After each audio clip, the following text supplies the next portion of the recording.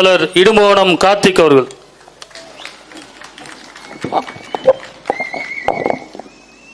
அநீதிக்கு எதிராக திரண்ட தாய் தமிழ் சொந்தங்கள் அனைவருக்கும் பணிவான வணக்கம். கீழடியில் 2000 ஆண்டுகளுக்கு முன்பாக வாழ்ந்த மனிதர்களின் மண்டை ஓடுகள் கண்டெடுக்கப்பட்டு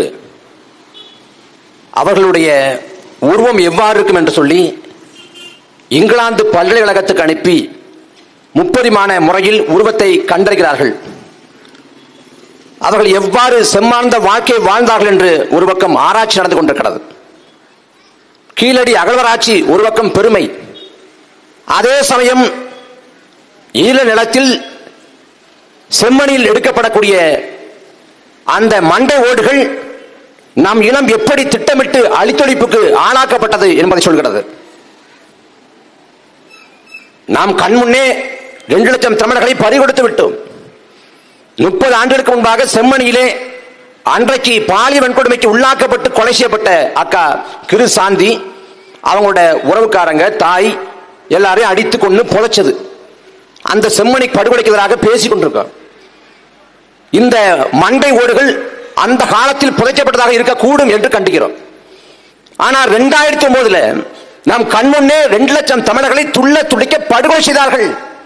அதற்கான காணொளி காட்சி இருக்கிறது, புகைப்பட சான்று இருக்கிறது, வாழும் சாட்சியாக எண்ணற்ற மக்கள் இருக்கிறாங்க.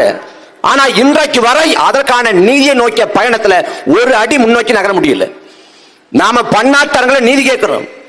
யாதும் ஊரே யாவரும் கேடு என்று உலகத்தை நேசித்து உலகத்தை உறவுன்னு கொண்டாடணும்.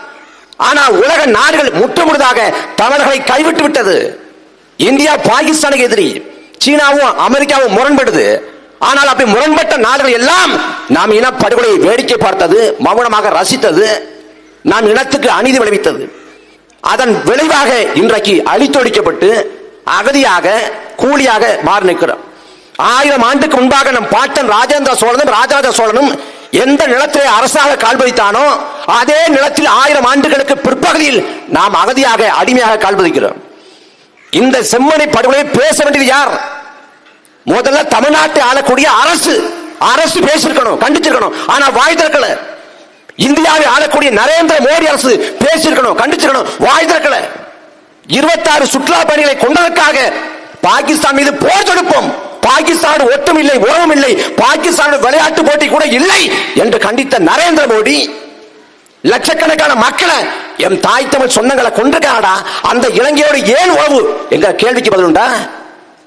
இதே தமிழ்நாட்டில் 2010 ஆண்டு 10-11 காலகட்டத்தில் தமிழக சட்டமன்ற தீர்மானம் போடப்பட்டிருக்கு. இலங்கை போர்க்குற்றம் செய்த நாடு, இலங்கையோடு ஒட்டும் கூடாது, உறவும் கூடாது, போர்க்குற்ற நாடு என்று பன்னாட்டு விசாரணை செய்யப்பட வேண்டும், பொருளாதார தடை விதிக்கப்படும் என்று தமிழ்நாடு சட்டமன்ற தீர்மானம் போடப்பட்டிருக்கு. அந்த தீர்மானத்துக்கு மத்திய ஆண்ட காங்கிரஸ் ஆண்டு கொண்டிருக்கிற பாரதிய ஜனதா அளிச்ச மதிப்பு எதுவும் இல்லை. நாம் நீதி கேட்டு நிற்கிறோம் பன்னாட்டு அரங்குல. இந்தியாவை ஆளக்கூடிய அரசு கிட்ட, தமிழ்நாட்டை ஆளக்கூடிய அரசு கிட்ட கோரிக்கை வச்சு நிற்கிறோம். ஆனா தமிழர்கள் நமக்கு நம்மை விட்டால் வேறு நாதி இல்லை. அடித்தால் கேட்க நாதியற்ற அனாதையாக மாறி போனோம். நம் இனச்சாவு எவருக்கும் அடிக்கவில்லை. தமிழன் எழுந்தால் ஒழிய, தமிழன் கிளந்தால் ஒழிய நமக்கான தீர்வு கிடைக்க போறதில்லை. அடுத்த கட்ட ஈழப்போர் எப்போது வெடிக்கும், எப்படி அது தொடங்கும் என்றால் தமிழ்நாட்டில் தான் தொடங்கணும். அறம் தோற்றால் மரம் பிறக்கும், மரம் தோற்றால் மீண்டும் அறமே தலைக்கும். இது நியதி. தந்தை செல்வா அறப்போராட்டம் மௌனிக்கப்படுது, வீழ்த்தப்படுது. தலைவர் பிரபாகரன் ஆயுத போராட்டம் அதுவும் மௌனிக்கப்பட்டு விட்டது. இந்த முறை மீண்டும் அறப்போராட்டம், அரசியல் போராட்டம். அது தமிழீழ நிலத்தில் இல்ல, தமிழ்நாட்டிலிருந்து. ஈழம்ங்கிற நாட்டுக்கான அந்த கதவை திறப்பதற்கான சாவி ஒவ்வொரு தமிழன் கரங்கள் இருக்கு. நீ திடமாற்றி இருக்காம நம்பு. நான் வாழ்ற காலத்துல, நான் கண்ணை மூடுவதற்குள்ள, நான் சாவதற்குள்ள தமிழ்நாட்டை பார்ப்பேங்கிற நம்பிக்கையோட நாம் இருக்கணும். யூதர்கள் கொண்டடிக்கப்படுறாங்க, கொத்து கொத்தாக நாம் இனம் போலவே கொண்டடிக்கப்படுறாங்க ஹிட்லரோட நாஜி படையால. உலகம் முழுக்க அகதிகளாக போனாங்க, கண்ணீர் வடிச்சாங்க. அந்த யூதன் எல்லாம் சபதம் எடுத்தான், நமக்கான நாட்டை சந்திப்போம், நமக்கான நாட்டை படைப்போம்னு. எந்த நூற்றாண்டுல யூதன் வீழ்த்தப்பட்டானோ அதே நூற்றாண்டுல தனக்கான நாட்டை படைச்சான். அது ஆக்கிரமிப்பு, அபகரிப்பு, அது வேற. ஆனா தனக்கான நாட்டை படைச்சிட்டான். வீழ்ந்த யூதன் எழுந்துட்டான். அதே போல வீழ்ந்த தமிழன் எழணும். நம்மை விட்டா பேச நாதி இல்லை, எவனும் பேச மாட்டான். ஈழத்தை மறந்து போ, கடந்து போ. எவ்வளவு காலம் பேசுவீங்க? எத்தனை காலம் பேசுவீங்க? அதை விட்டுட்டு தமிழ்நாட்டு அரசு பேசுங்கம்மா. 2 லட்சம் மக்களுக்கான சாவுக்கான நீதி கிடைக்கல. திரும்பி பார்க்கிறோம் ஈழத்தை. ராஜபக்சே, மஹிந்தா ராஜபக்சே, கோத்தபய ராஜபக்சே எவனும் சாகல. அந்த ஈழம் நிலம் முழுமைக்கும் சிங்களம் கட்டுப்பாட்டில் இருக்குது. பௌத்த விகார் நிறுவப்படுது, தமிழர் நிலங்கள் பறிக்கப்படுது. அதே நிலை மீண்டும் தொடருது. 2ஆம் தர 3ஆம் தர குடிமக்களாக தமிழர்கள் நடத்தப்படுறாங்க. மறுபடியும் அதே நிலைமை தான். நாம் எழணும். அண்ணன் சூசை கடைசியா சொல்லிட்டு போனது ஒரு வாக்கியம் இல்ல. சீமான்ட்ட சொல்லுங்க, சீமான்ட்ட சொல்லுங்க, சீமான நம்பி தான் விட்டு போறோம் சொல்லுங்கிறது ஒரு வார்த்தை இல்ல, பேர் பிரகடனம். நம்மை நம்பி நம் கரங்கள்ல ஒப்படைச்சு போயிருக்காங்க. வெறி கொண்டு நிக்கணும், வன்மம் கொண்டு நிக்கணும். நாம் வெல்லணும். நாம் வெல்லாதவரை விடக்கூடாது. நமக்கான நீதியை நாம் கெஞ்சி கேட்டு பெற முடியாது. நாம அடிச்சு உதச்சு தான் வாங்க வேண்டிய நிலை வந்துகிட்டு இருக்கு. அதுக்கு நம்ம அதிகாரத்தை நோக்கி நகரணும். அது மட்டும்தான் வாய்ப்பு.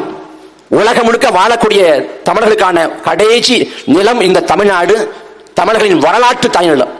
இந்த தமிழ்நாட்டின் ஆட்சி அதிகாரத்தை பிடித்து இந்த நிலத்தை நாம் ஆளுகை செய்யாது எந்த கொடுமைக்கும் விடிவும் நீதியும் கிடைக்க போறதில்லை. நாம் துணிந்து போராடுவோம். முன்பை விட வெறி கொண்டு போராடுவோம். நாம் கண்முன்னே நமது அக்கா இசைப்பிரியாவை பாலியல் கொடுமைக்கு உள்ளாக்கினார்கள், கூட்டு பாலியல் கொடுமைக்கு உள்ளாக்கினார்கள். அவளை நிர்வாணப்படுத்தி உலகத்தின் கண்முன்னால் கிடைக்கிறார்கள். நமது அக்கா தங்கச்சின் நிர்வாணத்தை பார்த்த பிறகு நாம் செத்தார் என்ன வாழ்ந்தார் என்ன?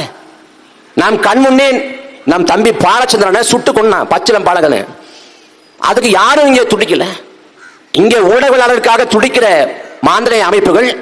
அக்கா இசைப்பிரியா ஒரு செய்தி வாசிப்பாளர், ஒரு ஊடகத்தில் பணிபுரிந்த ஒரு பணியாளர். ஆனா யாரும் துடிக்கல, யாரும் கொந்தளிக்கல. உலகம் கடந்து போனது, உலகம் மறந்து போனது. யார் வேணாலும் மறக்கலாம், யார் வேணாலும் மன்னிக்கலாம், கடந்து போகலாம். தமிழர்கள் நாம் வெறி கொண்டு நிற்கணும். வெறி கொண்டு இந்த நிலத்தை பிடித்து இழந்த தாய்நிலத்தை, தமிழ் நிலத்தை பெறுகிற வரை நாம் ஓயக்கூடாது. அதுக்கு இந்த நாள்ல இறந்த அக்கா கிருசாந்தி உறவுகள் அவங்களை நினைவு கூர்ந்து நெஞ்சமெல்லாம் வஞ்சம் வைத்து நாம் சூழரைப்போம். உறுதியாக நமக்கான நாட்டை படைப்போம். நன்றி, வணக்கம். அடுத்ததாக மாநில ஒருங்கிணைப்பாளர் மு. களஞ்சியம் அவர்கள்.